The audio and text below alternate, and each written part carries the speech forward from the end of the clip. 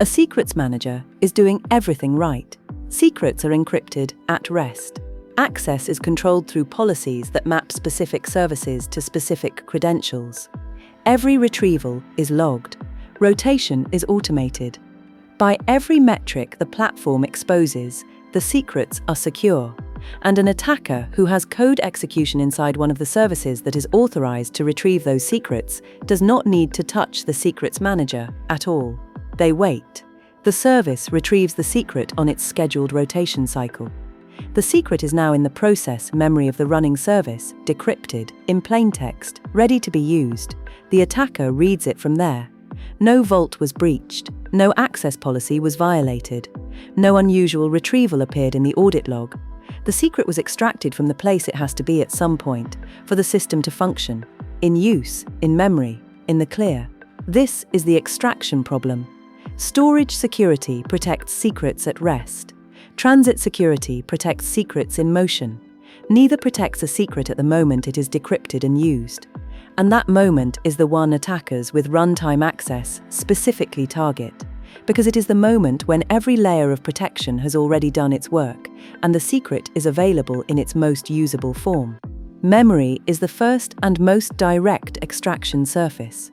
Every secret a process uses passes through memory at some point. Database passwords, API keys, private keys, session tokens, all of them exist as plaintext values in the heap or stack of the process that holds them, for as long as the process is running. An attacker with sufficient privileges on the host can attach a debugger, trigger a core dump, or directly read the memory space of the process. What they find is not an encrypted blob. It is the decrypted value, ready to use. Linux systems expose process memory through the proc filesystem. The file at /proc/pid/mem contains the full memory map of a running process on a system where an attacker has the ability to read that file for the target process, which requires root or the same user as the process. But both are achievable through privilege escalation. They can extract every secret the process currently holds without the process knowing, without the secrets manager knowing, and without triggering any access control event in any log. Containerized environments redistribute this risk without eliminating it. A container is a process namespace, not a security boundary with hard cryptographic enforcement. An attacker who escapes the container to the host or who gains privileged access within a Kubernetes cluster can inspect the memory of any container running on the same node. Kubernetes secrets, which are base 64 encoded values injected into pods as environment variables or mounted as files, are accessible in plaintext to any process running in the pod, and base 64 is not encryption. It is encoding. The values are readable by any process, any sidecar container, and any container inspection tool that can see the pod environment. Cloud environments introduce a specific extraction surface that has been the root cause of a significant number of high-profile incidents, the instance metadata endpoint. Cloud providers expose a local HTTP endpoint accessible at a well-known IP address from any code running on the instance that returns the credentials associated with the instance identity. An application running on a cloud instance that is vulnerable to server-side request forgery, where an attacker can cause the application to make arbitrary outbound HTTP requests, can be used to retrieve the instance metadata endpoint response, which contains temporary credentials with whatever permissions the instance role was granted. Those credentials are valid. They were issued by the cloud provider. No vault was touched. No secret was stored anywhere. An audit would find it. The secret was retrieved from the infrastructure itself. The 2019 Capital One breach followed exactly this path.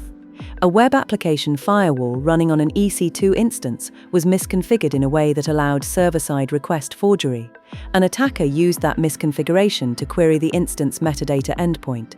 The endpoint returned credentials for an IAM role with broad S3 access.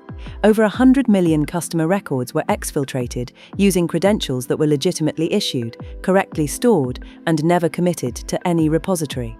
Process environment enumeration is a lower privilege version of memory extraction that is effective against a specific class of secret storage pattern. Secrets passed as environment variables to a process are accessible through multiple channels that do not require elevated privileges. In a shared hosting environment, in a poorly isolated container, or on a system where multiple services run under the same system account, environment variable enumeration is a one-command operation. What connects all of these extraction techniques is that they target the operational moment rather than the storage location. A secrets management architecture that is designed entirely around protecting where secrets are stored, with no model for what happens when secrets are decrypted and in use, has a blind spot that corresponds precisely to the most accessible attack surface for an adversary with any degree of runtime access. The implication is not that secrets managers are ineffective. They are effective, and they are significantly better than the alternatives. The implication is that a secrets manager addresses one part of the secret lifecycle, at rest, and that runtime exposure requires a separate set of controls, minimum necessary permissions, for instance, roles, server-side request forgery protections at the application layer, process isolation that prevents cross-process memory access, and metadata endpoint protection that blocks access from application code that has no legitimate reason to query it. Extracting a secret from a running system does not require knowing where it is stored. It requires knowing when it is in use, and in any functioning system, that answer is always.